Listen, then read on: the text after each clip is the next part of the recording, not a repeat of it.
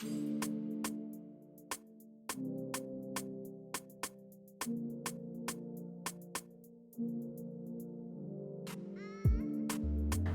is an entrepreneur, community resident volunteer, ambassador for changing the cycle of generational poverty, public speaker and advocate for the vulnerable populations, ethnic minorities, children, and socio-economically disadvantaged. Born in Toronto, Ontario, Canada, to Canadian parents, her drive to come out of generational poverty started when she lost both her jobs in 7 days. She had a revelation that she would own her own business and employ her neighbors, and in return empower them to work toward the goal of ending generational poverty in their own lives.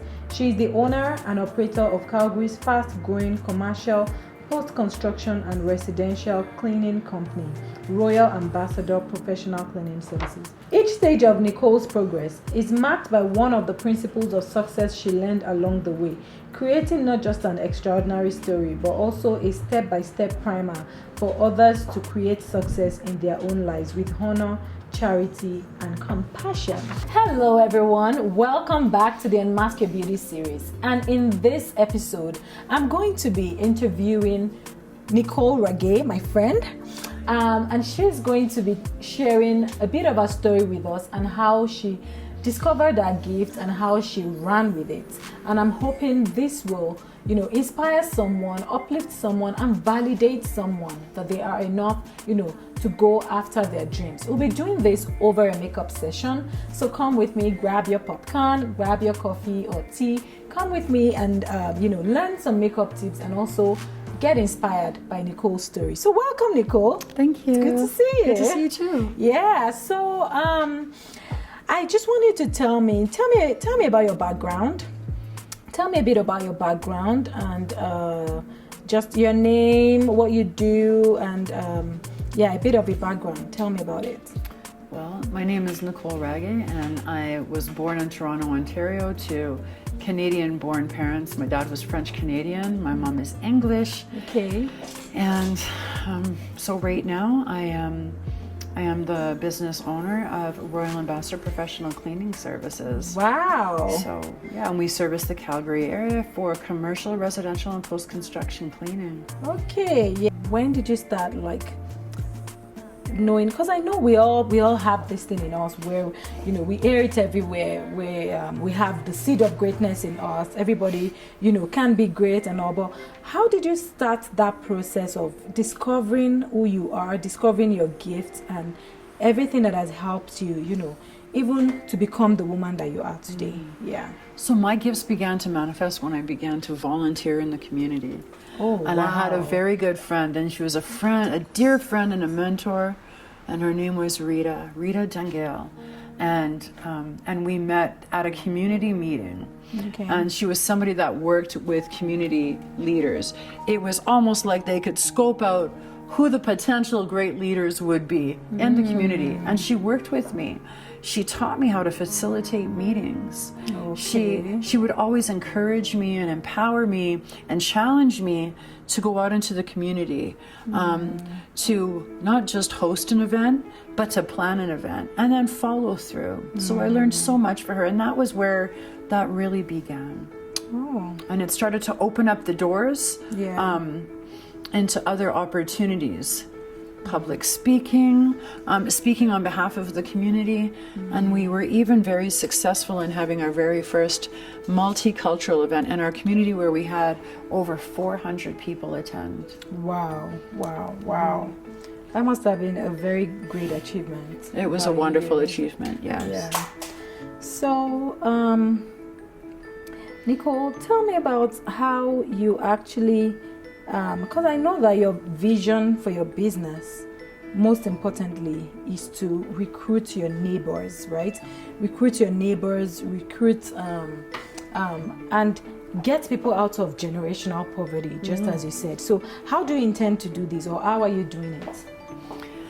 Well, that happens with first knowing people in the community, having relationship with people in the community, understanding what their needs are, understanding what some of their challenges are, and of course, you have to be non-judgmental. And then after that, there's you need work. You need work. Yeah. Right? Yeah. So, yeah. When you say you need work, what do you mean? So commercial contracts are the ones, any commercial contracts, residential contracts, cleaning contracts, post-construction cleaning contracts. So we actually need the work to bring to the people. And then the training process can start. And so it's not just a training just to have a job, but it's giving somebody else the skills, the tools, and the opportunities that they need to be able to be self-sustaining. Okay, wow. To be able to provide for themselves, to be able to provide for their families. And then with that, they will also have the confidence. It also builds confidence. When you can earn your own money, you have the confidence. And it builds your confidence. It shows that, you are needed, you're valuable, right? You have worth. And so many people do not understand that, and they do not even feel that they're authentic, right? That they are wonderfully made, and they walk in maybe somebody else's shadow, or they walk under under a voice that's been telling them, for most of their life, that they're not good enough, that they'll never measure up. But when you can get out there and you can work and you can be a contributor in your own family or even in your own life and assist in paying your own bills, it changes you. So is this what you've always wanted to do? Let me see.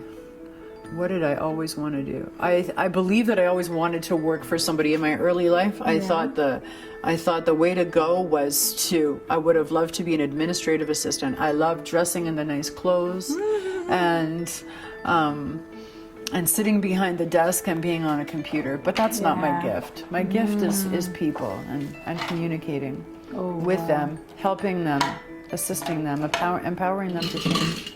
That's really powerful. So how did you discover that was your gift? How did you know that was your gift? It evolved. It's not something that happened overnight. It was a process. It was a journey. So as I began to volunteer in the community, opportunities just started to open. Doors started to open. Doors of public speaking. Doors of helping people in the community to, whether it could be training, it could be maybe getting them to appointments, and then the gift just began to manifest. Okay, wow, Nicole, that's really enlightening. Because I know different people at different stages of their lives, different things happen to make us come to that point where we're like, what am I even doing with my life? It's not all about, for me, I was like, it's not about just making money for the family to go for holiday, or making money for us to to have money to enjoy the luxuries of this world. I wanted a situation where our lives could impact other people, and that was basically why that was the beginning of my search to who am I and all of that. So but I do know that we have a lot of belief systems, a lot of things that actually stop us from achieving, from sharing our gifts to the world, things like, I'm not good enough, who's gonna listen to me? So did you ever feel like that, based on your experiences, based on your story, based on your own life experiences? Did you ever feel, who am I to even own a business, or to employ other people, or to help people end generational poverty? Who am I? Did you ever feel that way? Oh yes, I went through. There's a roller coaster of emotions that go along with that. There can be guilt and fear and condemnation of the mistakes from the past. Yeah. Right. There can be the feeling of I'm not measuring up. Yeah. Right. So, or comparing. I believe one of the worst things that we can do is compare ourselves to somebody else, because we're very different. We're very different, and there are some times, not often, but occasionally, I still go through some of those challenges. There's some fear, there's some anxiety, and and as things can transition in life or in business sometimes, those feelings can come up again. They can stir up those emotions again. But I think the important thing to remember is, that the experiences that we have had, whether they're, good experiences or bad, those are the experiences that have formed me who I am, to make me the person that I am, to make me a very good fit, to help somebody else, to assist and encourage and empower somebody else, and really having the understanding that our business, it's not all about me. Yeah. It's really our duty. There's an obligation. I'm compelled to assist others in being all they can be. What is success? How is success really measured? Yeah. And that was the next question I was going to ask you. At what point would you tell yourself that you are successful? Like, I was thinking when I was writing down my goals this year, I was like, you know what? Our main goal is to sell lipsticks this year so that we can support Gems for Gems, a non-profit organization that actually helps women that have been abused, and so they're living in the shelter, to get them out of the shelter. Yes. And actually, get them into learning a skill or a trade so that they can be financially empowered. Yes. And I found that really fascinating. So I wanted to sell lots of lipsticks. Like, actually my goal is to sell 1 million lipsticks so that we'll be able to raise, because $1 from every lipstick goes into Gems for Gems. So if we can raise, up to $1 million for Gems for Gems, so that we can help up to 60 women or even up to 100 women, that would be, Adonia has been successful, and that is success to me. So even if it's one woman we are able to help this year out of that situation, I believe Adonia is successful. So how do you measure success for you? I think measuring success is being able to help somebody else, helping somebody else be successful, helping somebody else experience what it's like to be free, to be whole, encouraging them and empowering them. Success is helping somebody else be successful. It's not for me to be successful. I'm already successful. I'm successful because I'm free and I'm confident in who I am. Wow. I have a sense of wholeness. And so giving back into the community is enough success for me, being able to help. Wow. I find that really powerful, because you see, as just generally, we tend to chase, money, fame, power, and all these things, and eventually, I personally thought, if you have, if you're married and you have children and you have a good career, that was the life. Until it got to a point when I was like, you know what, I'm still not digging it. I'm not, feeling, I'm not, like, I just felt empty within myself. So, and then I started searching. So I believe that when we commit to, like, growing ourselves, that is when, we actually start finding our gifts and start developing those gifts. Because if you don't find your gift, then you may not even know what to develop, right? Can you share 3 tips with our viewers today on how they can actually start discovering their gifts and start manifesting their gifts? Because I believe that our gift is what truly makes us beautiful, right?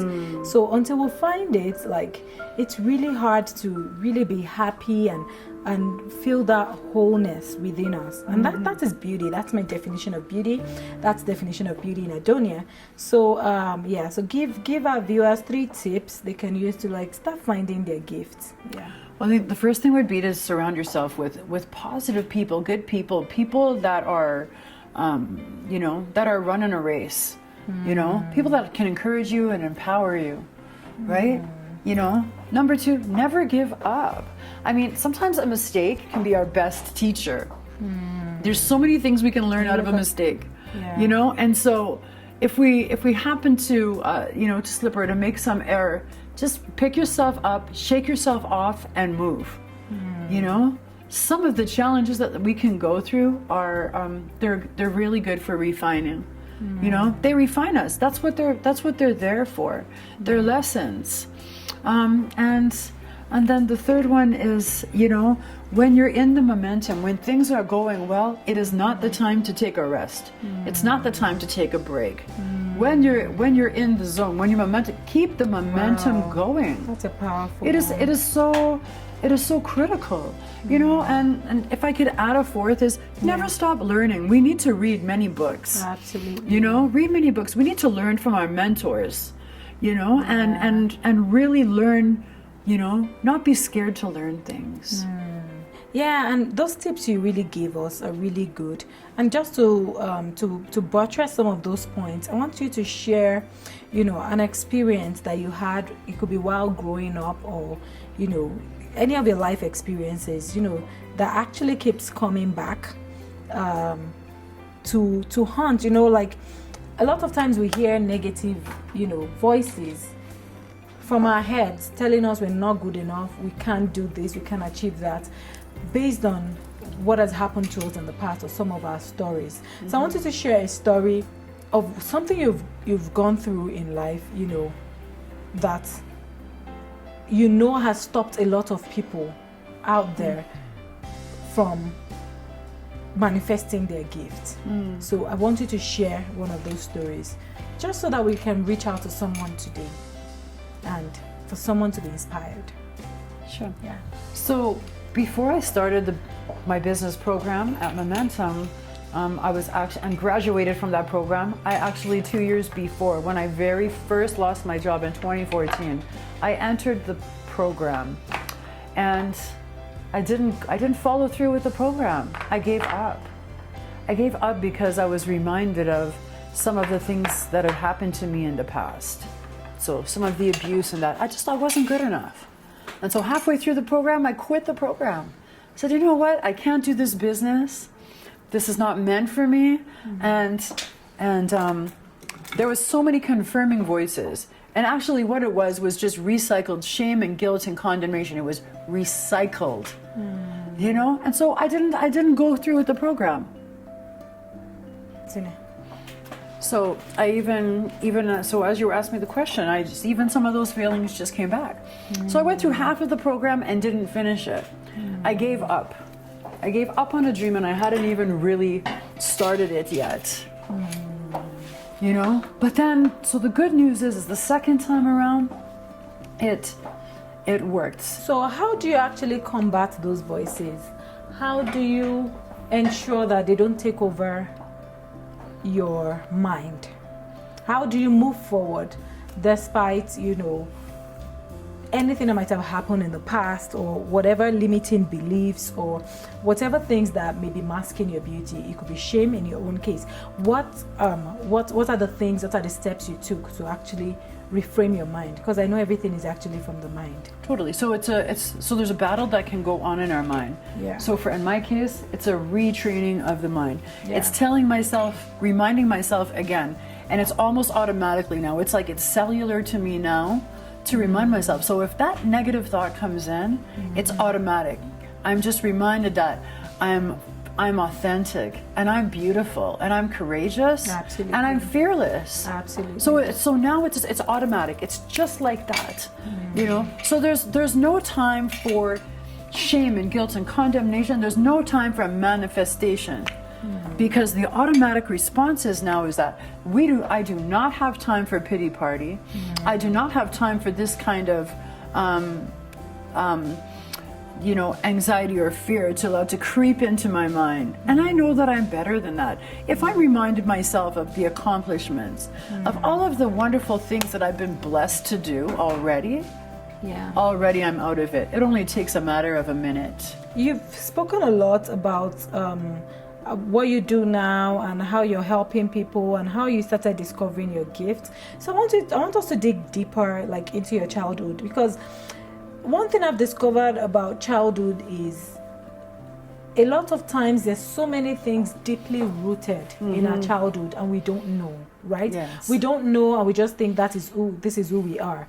But when we take time to actually look back and start thinking back, about memories of what actually happened, while we were growing up, and they would start to discover things that actually shape us to be who we are, and we start unlearning some things, and we leave some habits behind as well. So tell me more about your childhood and growing up in a family with so much poverty and with an abusive father, and how did that affect your education? How did that affect all of that? Wow. Well, so the history of my father was an alcoholic. His father was an alcoholic. And they always sexually abused little girls. That's just what they did. And I was one of them. And so, in my own experience, what happened is those kinds of things, they can change you. They mold who you are in your life. They alter your life. You don't get to grow up like a normal kid, It disturbs the mind. The mind is totally like upside down. Completely upside down. And so there is, something happens to a child. And so what I can say now is that, so I have some daughters and they have not had to experience that. So I have the joy of seeing them go to elementary school, go to junior high, and have all of these beautiful experiences and enjoy like being a kid. And so I didn't get to enjoy being a child because I was always hiding this thing. I was always like hiding the abuse. There was always like, don't tell your mother, and so I didn't tell, because back in those days you didn't tell, and it wasn't that I wasn't told that anybody was going to hurt me. I was just told, you can't tell. You can't tell. So I didn't tell. And then there were times, and so I can see how those things played out in my teenage years. I didn't want to go to school. From the age of about 13, you could see that things were going on. And actually, even if I think back to looking at my notebooks from kindergarten and the school reports, Nicole can't focus. Aww. She can't pay attention. She's all over the place. She can't sit still. So why is that? Because there's something like going on, but nobody knew what was going on. Even my mother didn't know what was going on at the time. And so if we fast forward a little bit to about grade 8, where that was around the time where I just completely like left school. I said, you know what, this thing is not for me. I'm not even going back, right? Because I couldn't even focus. I was already starting to experiment with drugs, Back when I was about 11 years old, my father used to be giving me money to tell me, like, be quiet, here, go buy something. That was supposed to be the compensation. And so if we look back, it's totally understandable how I could get into prostitution and not have any value and regard for money, No regard for money. No understanding of financial literacy, all of like those things, all of the things I should have been learning at like 15, I was learning from other people on the street. I was learning from other people on the street. Okay. So thinking about those things now and the woman you have become, like, can you even believe it?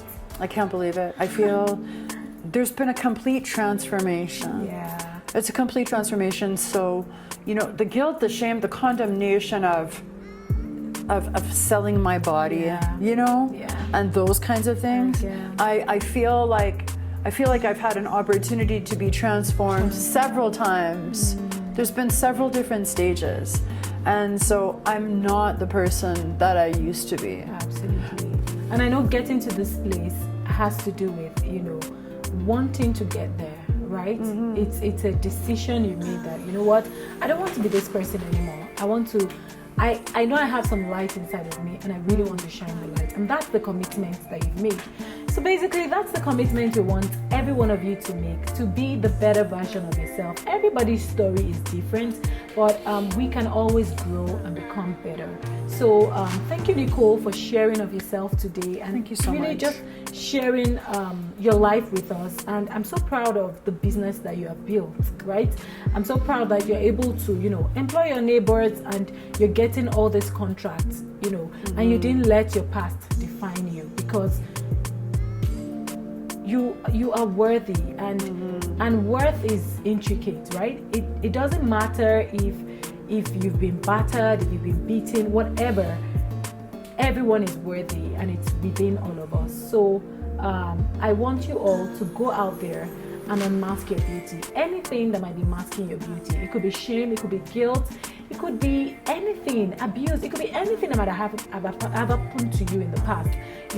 Let go of those things and start to tell yourself that you're beautiful, you are unique, you are sent to this world, you're packaged into this world with a gift, and you have to deliver that gift.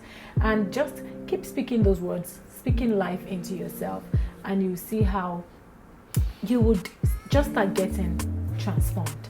So thank you for watching, guys, and see you again next month on another episode of Unmask Your Beauty.